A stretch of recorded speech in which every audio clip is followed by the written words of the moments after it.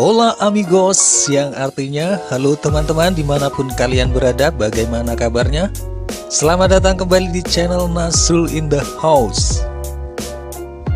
Oke, di video kali ini kita akan mengulik tentang replay syndrome. Replay syndrome mungkin belum terlalu familiar di telinga kita. Sebenarnya istilah ini mengarah ke tanda dan gejala yang sering ditemukan pada seseorang dengan kepribadian antisosial yang mengalami gangguan identitas disosiatif. Replay syndrome diambil dari nama seorang karakter dalam novel The Talented Mr. Ripley pada tahun 1955. Dalam novel tersebut, karakter atau tokoh tersebut digambarkan sebagai seorang yang hidup dengan identitas orang lain. Tokoh ini juga melakukan kebohongan berulang dan bersikap manipulatif. Ini adalah novel kriminal tentang Tom Ripley yang bekerja sebagai karyawan hotel, membunuh temannya Dickie Greenleaf, seorang putra konglomerat, dan berperan sebagai dirinya.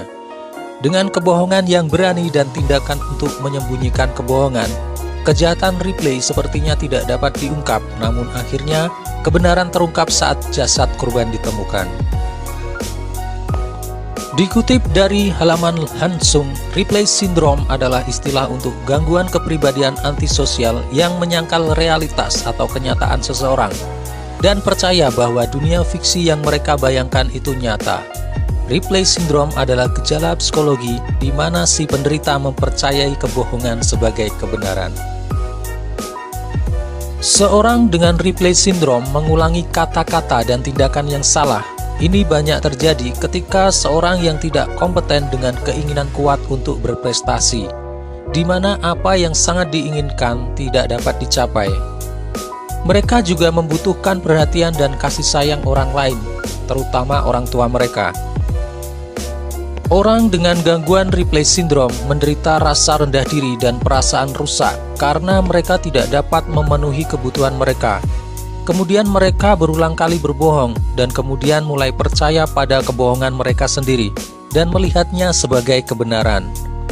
Jadi, karena kebiasaan berbohong, lama-lama ia terhanyut dalam kebohongannya sehingga ia tidak merasa berbohong dan merasa kebohongannya itu nyata.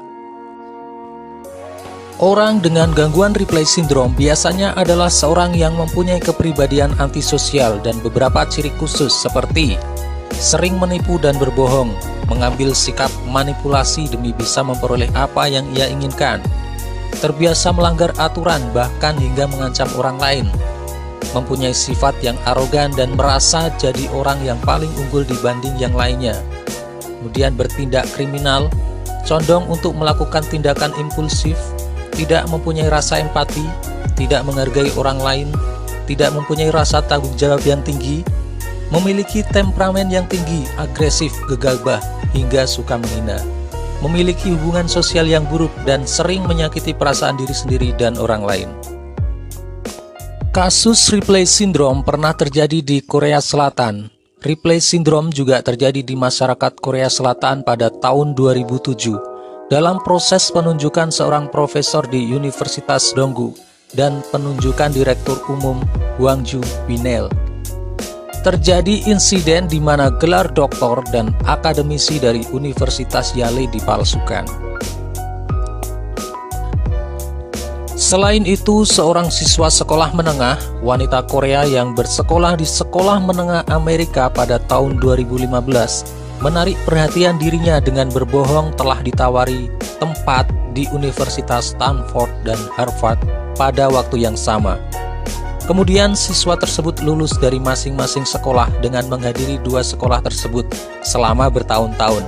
Namun semua klaim itu terbukti salah. Kebohongan memiliki efek bola salju. Satu kebohongan mengarah ke kebohongan lainnya, tetapi pada akhirnya kebohongan itu pasti akan terungkap.